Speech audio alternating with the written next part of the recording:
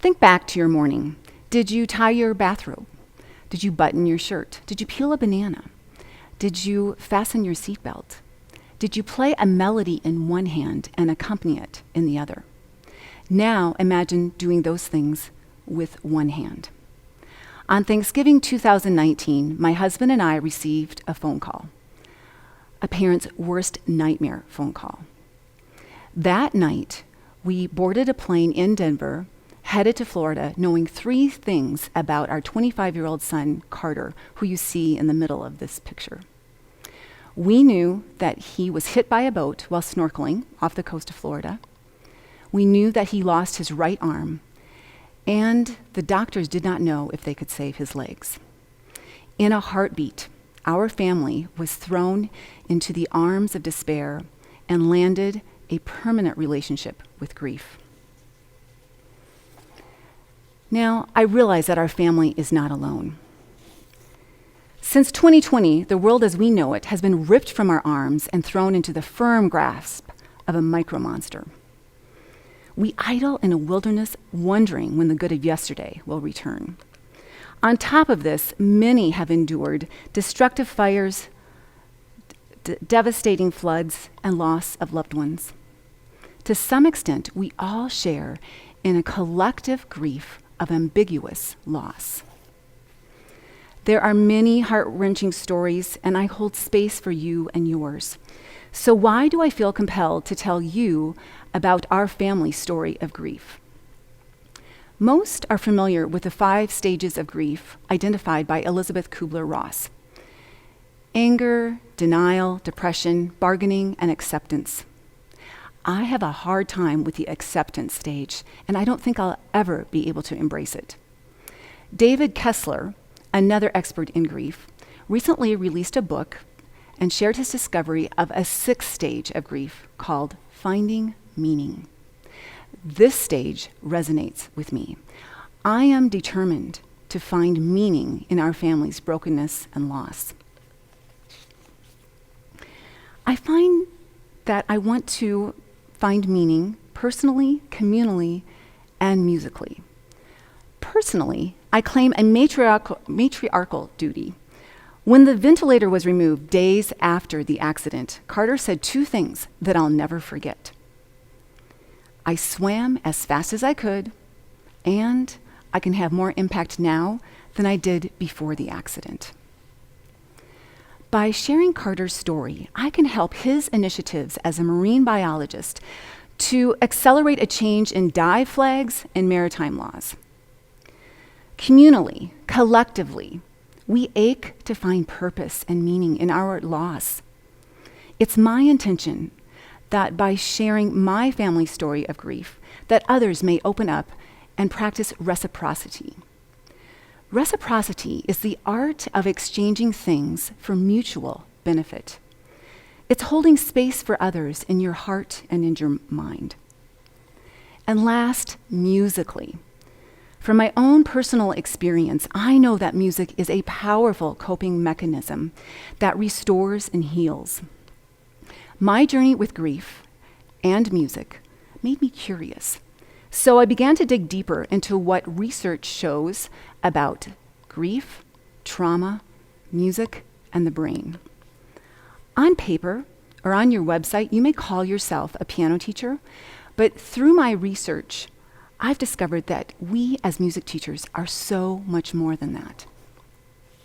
Now keep in mind, I am not a scientist or an expert. Everything I found in my Google searches, in books, and on YouTube videos, I've used to back my own speculations as a longtime musician and a recently heartbroken mom. Weeks before the accident, I had the privilege of hearing Renee Fleming talk at the CU Medical Campus. Through my research, I was pleased to find Renee and her Music in the Mind video sponsored by the Kennedy Center on YouTube. One of her guests was Daniel Levitin, author of This Is Your Brain on Music. He explained that brain scans show that both sides of the brain light up by music. Even if we are just listening to the music, the entire brain is activated. What else did I discover in my search? Some people are more prone to getting goosebumps when listening to music. And neurons from the front of the brain fire and wire together with neurons from the back of the brain. And when activated in unison, this is called mental synthesis, or what we call imagination. The brain is malleable. We call it neuroplasticity. When there's a loss of function or damage in the brain, it can be remapped or corrected by rerouting signals along a different pathway. Gray matter cells are responsible for the movement of muscles. Professional keyboard players have thicker gray matter. In a nutshell, music activates and stimulates the brain. What does research say about the triple threat of trauma, loss, and grief? First of all, the amygdala, the emotional processor, hijacks the brain.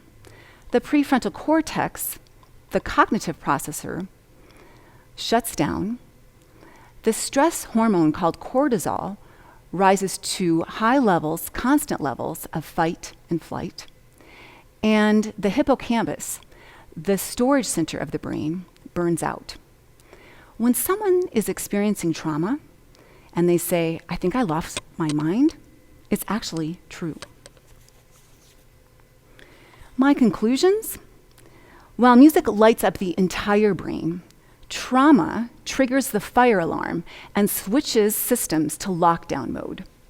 I speculate that's why my husband and I could not listen to music after the accident. Physically, our brains were offline. Emotionally, music felt like a sharp knife piercing our souls. It felt like salt in a wound. Now, the height of the Christmas season was just around the corner, and so after spending 2 weeks with Carter in Florida, I headed back to Denver because I had to attend to my church job. At this point, numbness had set in. I was, as my good friend calls it, emotionally constipated. While the congregation listened to me play music during the services and they wept, I felt nothing.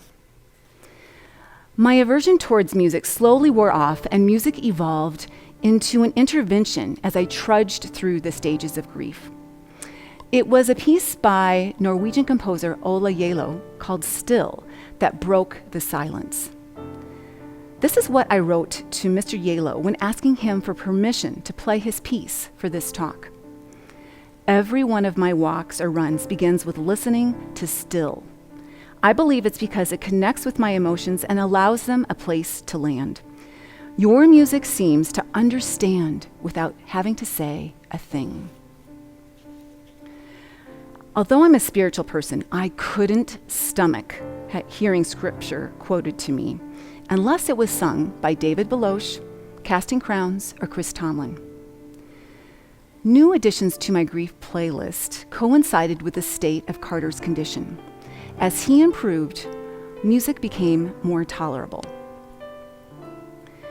While 2 of our sons like to play video games in their spare time, Carter does as well, but he also likes to play Beethoven and Chopin. Weeks before the accident, I helped Carter purchase a new digital piano because he had been putting up with a pretty cheap keyboard and wanted one with better sound quality and touch.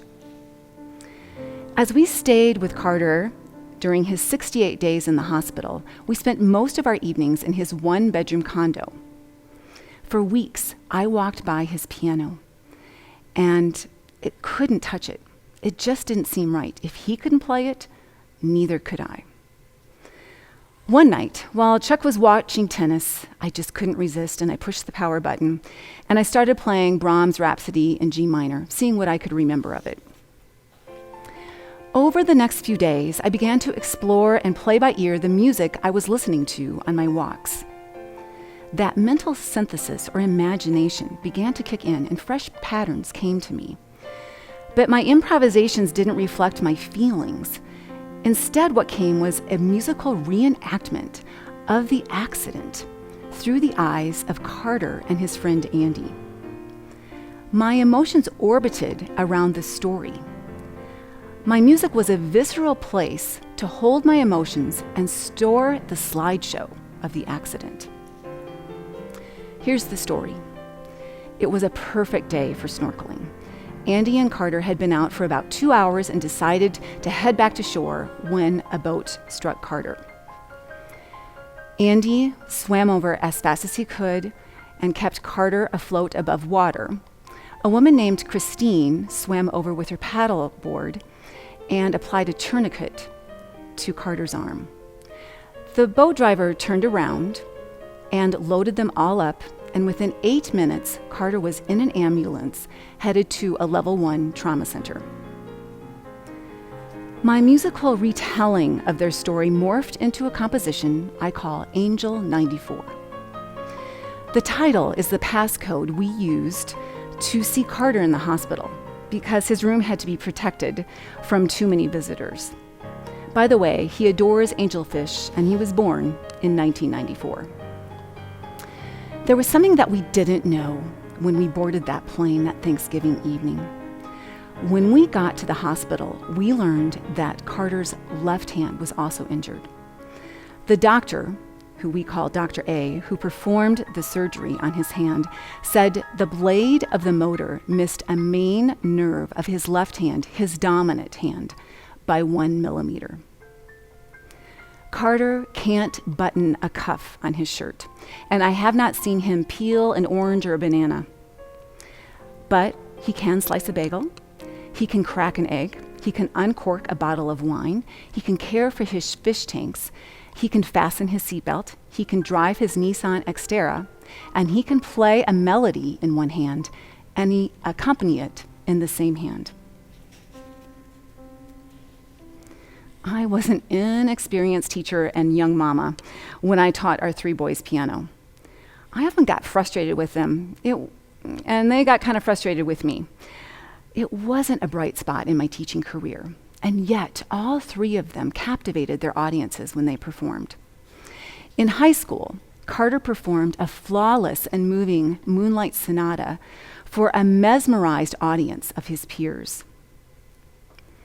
One day, when I walked into his hospital room, Carter took me by surprise and said, "Yeah, I guess I have to learn how to play piano again."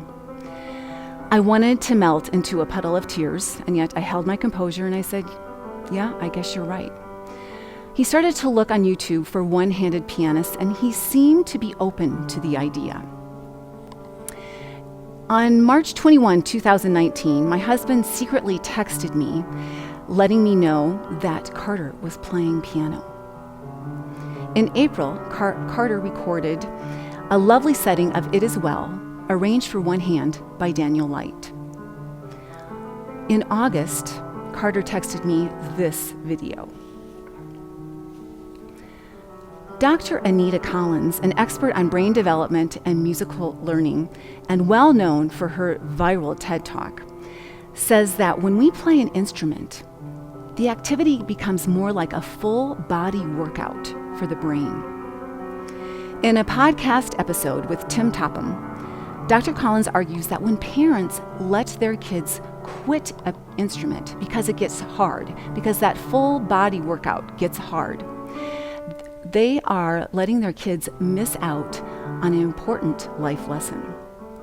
Playing a musical instrument builds resilience in musicians who stick to an instrument when the going gets tough. Then Dr. Collins said this: "We are breeding resilience out of our children." So this question came to me. After being struck by a boat, we watched Carter, confined to a hospital bed for weeks, learn how to walk on 2 legs that most considered irreparable, adapt to losing an arm, and play piano with one hand. Did Carter's practice efforts to play the piano and the bass guitar for over 20 years have something to do with his remarkable resilience? I don't know if there's scientific evidence to prove my theory. Yet, I claim to some degree that being a musician helped Carter power through and overcome staggering odds. In this picture, you see Andy and Christine, who rescued Carter, and you see Dr. Borrego and Dr. A, who saved Carter's legs and hand. Both doctors marvel at Carter's stunning recovery. Carter fought for his life, and he won. He's back at Loggerhead Marine Life Center, where they rescue sea turtles and where Carter tends to their aquariums. By the way, most sea turtles who are brought to the Center for Care have been struck by boats. Right now, Carter is between identities. He's been the desperate victim and the brave patient, and done the hard work to get better physically. And now he faces the next challenge of getting better emotionally. He'd rather not be solely identified as a feel-good story, an inspiration, an amputee. He's looking for an identity that makes meaning out of his loss and his resilience. An identity that makes an impact on how humans behave in our oceans. Because I dropped everything on Thanksgiving 2019 to be in Florida with Carter, I told my studio families that I had to stop lessons and didn't know when I would return. While my husband stayed behind to care for Carter in Florida, I returned to Denver in February 2019 and began teaching again. And then, of course, pivoted to online lessons when the COVID lockdown began. One of my students, named Lily, who was a junior in high school, opted out of lessons in December. She sent me this email in mid-February, soon after I opened my studio. Dear Miss Leela, at the beginning of the year, I made a super hard decision to take a small break from piano. I miss having you and piano in my life, and I truly regret my decision. There is nothing I would enjoy more than to come back. If you are willing to take me back, I know in my heart that I would work very hard to practice my skills and give it my all. I miss you and piano so, so much and have been thinking about you a lot. Lily. It wasn't until Lily abandoned piano that she discovered that it was too much a part of her to put it on the back burner. Lily identified as a pianist, and she missed that part of herself. In this picture, you see us at our spring recital where there was a 70s vibe. I leave you with these questions. Who are you? What is your identity? My hope is that at least once in your lifetime, you receive a love letter like I did from Lily, a reminder of the important role that you and music play in the lives of your students. The pandemic has given us pause. And so I hope you will take advantage of this pause and reconsider your role, your identities as a piano teacher. Yes, you are a teacher, but you're also an organizer, a bookkeeper, a corrector of mistakes, a cheerleader, a coach prepping for the next performance. And you are also a trainer that activates full body workouts for the brain, a breeder of resilience, a guide to a place where emotions can land, an instigator of imagination. You are a key holder. You have the potential to unlock the passion of music in others. And their passion could be the coping mechanism, the intervention, the identity, and the resilience that they need to keep it together when life falls apart. Thank you for listening. Look out for Carter at Florida Fish Boys, and you can find me at leelavis.com.